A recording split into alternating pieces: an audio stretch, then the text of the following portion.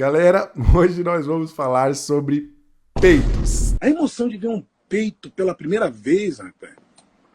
Não, brincadeira. Nós vamos falar sobre um filme que estreou no dia 1º de janeiro de 2026, já para dar o tom do que seria esse ano miserável que nós teremos pela frente. Filme esse que, por incrível que pareça, agradou muito o público e até mesmo a crítica, arrancando aí uma nota relativamente boa no Rotten Tomatoes. Eu só consegui ver esse filme agora, eu sei que já passou o bonde dele, consegui fugir desse negócio o máximo que eu pude, mas aí esse meu lado pesquisador, esse meu faro pra filme merda, a minha curiosidade pra desbravar o mundo do lixo cinematográfico me deixou inquieto, sabe? Eu não sabia o que fazer e chegou um momento que eu não consegui mais resistir e assisti finalmente esse negócio aqui. E eu preciso dizer uma coisa pra vocês. Eu nem acredito que eu vou falar isso, mas eu me diverti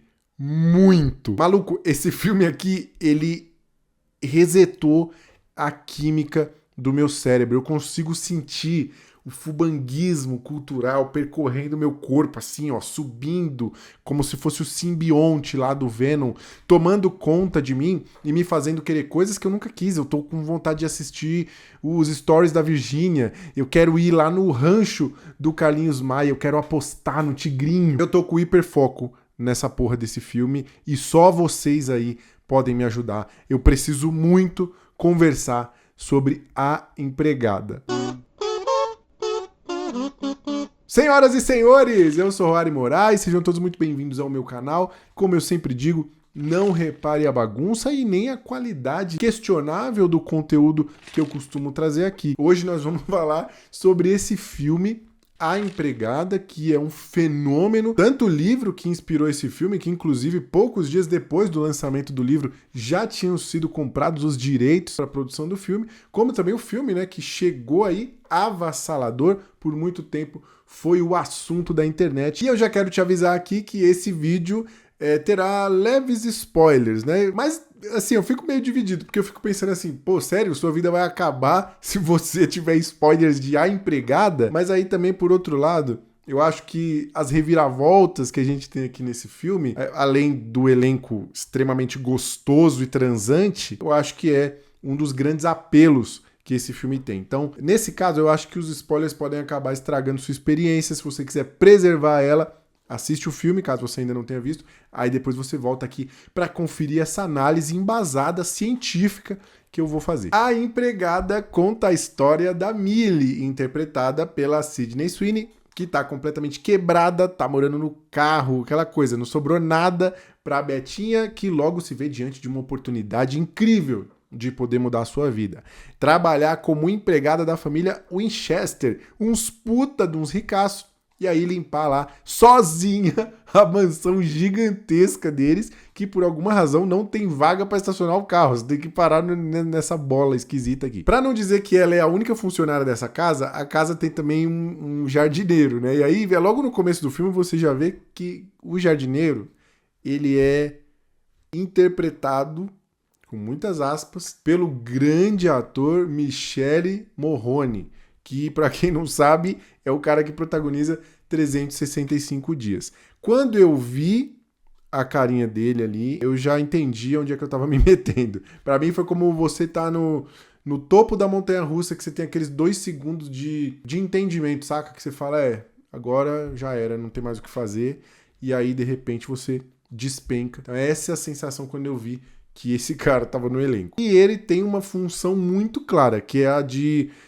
ficar resmungando coisas que você não entende o que ele tá falando e ficar com aquele olhar ali pra câmera de que a qualquer momento esse cara vai tirar a calça e comer o seu butico. Essa é a atuação dele aqui. E isso acontece com o elenco inteiro, tá? Parece que todo mundo aqui mandou um tadalão de 20 pra dentro e tá todo mundo com puta de um tesão, todo mundo fala o tempo inteiro sussurrando, e sussurrando falas que não tem nada a ver. Você gosta de suco? Suco é um privilégio. E fica essa vibe de cine band privê o tempo inteiro, esse clima esquisito, misturado também com uma tensão meio novela mexicana, meio a usurpadora. Aí você me diz, como que essa combinação não vai dar certo. Inclusive, esse filme me levou para bons tempos áureos ali de Cine Band Privé, me lembrou aquelas grandes obras como o filme Clique. Você lembra desse filme Clique, que tinha um agente secreto, que era meio que uma paródia do James Bond, tava sempre tentando recuperar um controle remoto que, se você apontasse pra pessoa, a pessoa ficava com tesão,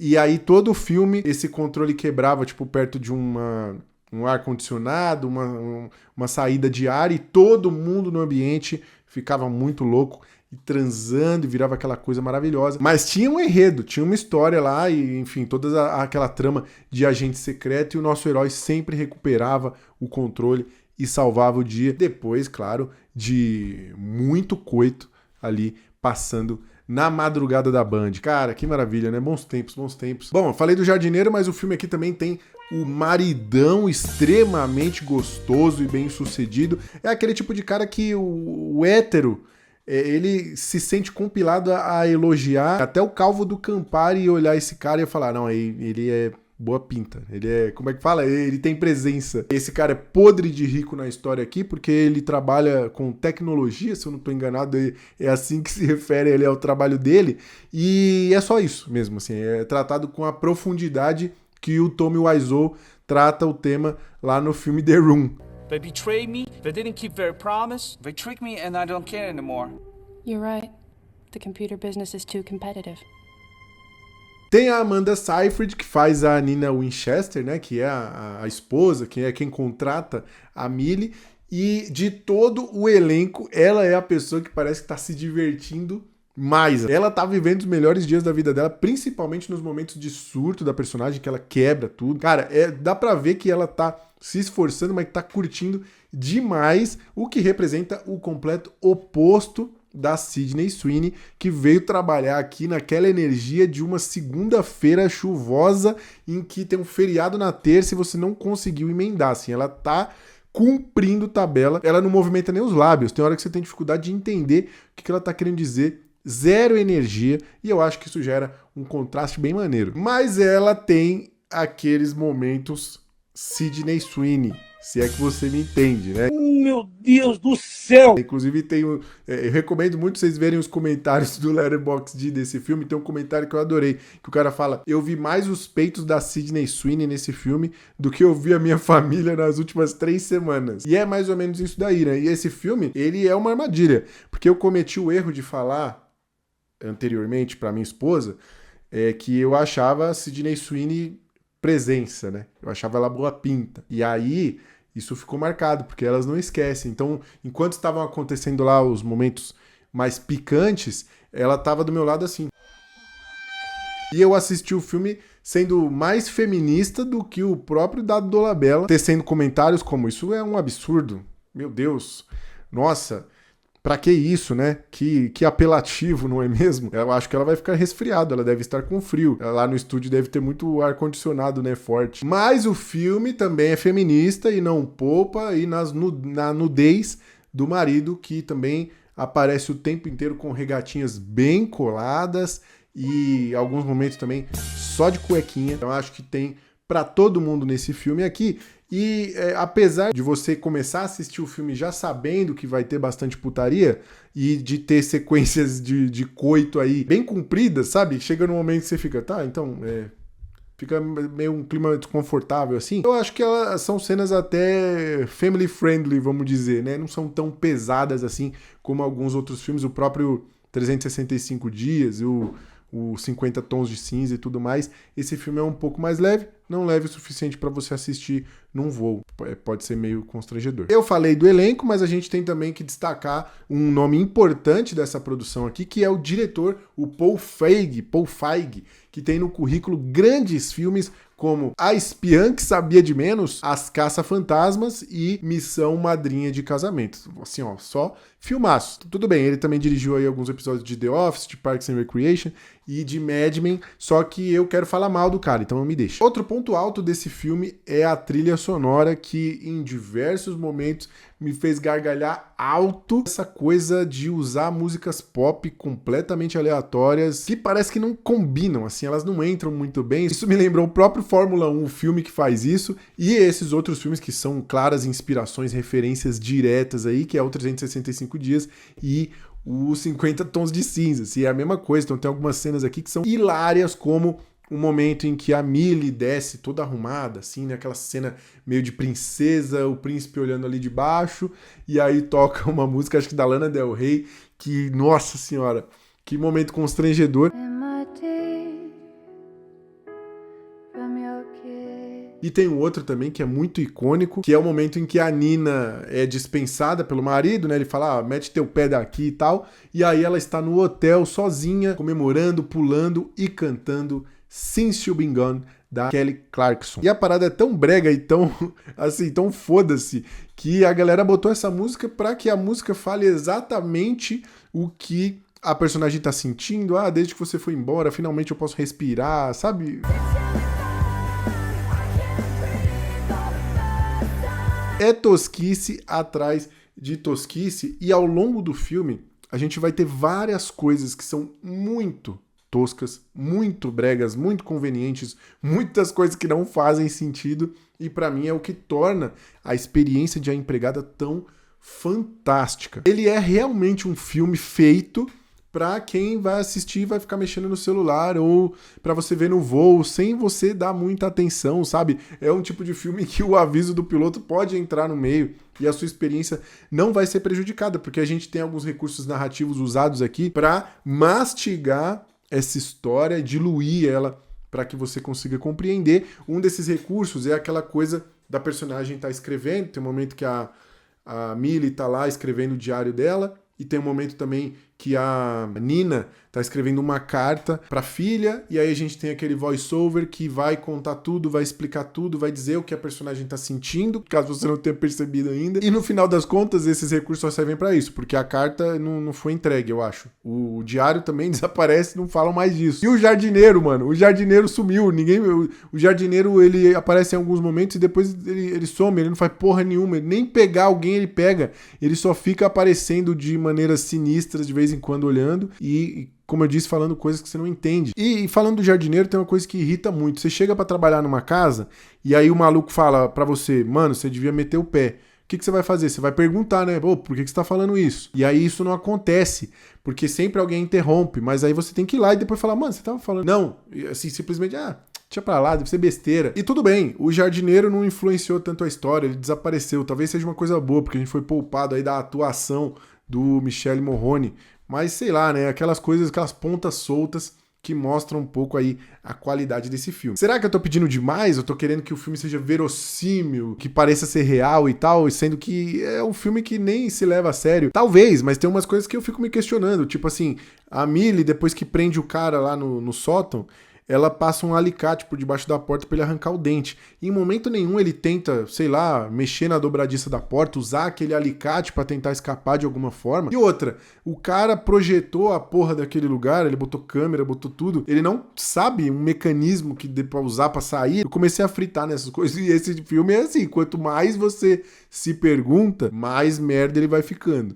E mais divertido também. No final do filme, por exemplo, depois de toda aquela trocação, depois que o cara cai de lá de cima, que ele morre, aquela coisa toda, a polícia que foi tão presente no filme, aí apareceu diversas vezes, ela chega lá e, convenientemente, a policial que faz o interrogatório é ex-cunhada do cara, ela sabe que aquele maluco é um filho da mãe, e ela fala, não, beleza, eu acho que é isso mesmo, foi um acidente e tal. Mas assim, só ela tá ali, só foi uma policial, a voz de uma policial só já vai resolver, já vai definir a parada, não vai ter uma autópsia, não tem legista, não tem perícia pra ver que o cara tem um corte claramente feito com uma faca. E outra, esse cara não era um pilar dessa comunidade, ele não era super querido entre todo mundo. A própria polícia parece, inclusive, tá do lado dele, né? Ele tem ali uma relação de proximidade com a polícia, que entende que ele, na verdade, é uma vítima desse relacionamento tóxico. Como é que essa história vai ser resolvida só por causa do depoimento, do entendimento dessa policial? Outra coisa que me fez rir alto, mano, talvez seja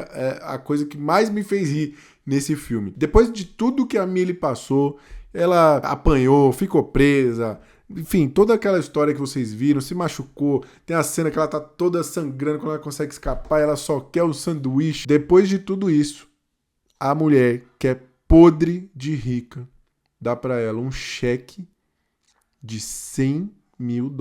E ainda falando alguma coisa do tipo, vá, faça a sua vida com $100 mil. $100 mil, ela não vai conseguir pagar nem as despesas médicas e os advogados, porque ela vai precisar de um advogado. Não sei se vocês se lembram, mas ela estava na condicional. E agora ela está numa cena de crime de novo, em condições bem semelhantes ao primeiro crime que ela cometeu, onde ela matou um outro abusador, né? Mas o filme não tá muito preocupado com esse detalhe, até porque mesmo na condicional, ela vai se tornar uma vigilante, vai matar homens abusadores. Aparentemente, isso não vai dar em nada, porque ela vai se envolver em mais e mais cenas de crime, mas o filme quer que a gente acredite que a oficial de condicional dela não vai achar nada estranho, né? Olha, se você cavucar, você até vai achar uma trama relativamente intrigante, complexa. Tem uma coisa aqui, tem esse lance das reviravoltas, que mesmo que, assim, dá pra ver a quilômetros de distância o que vai acontecer,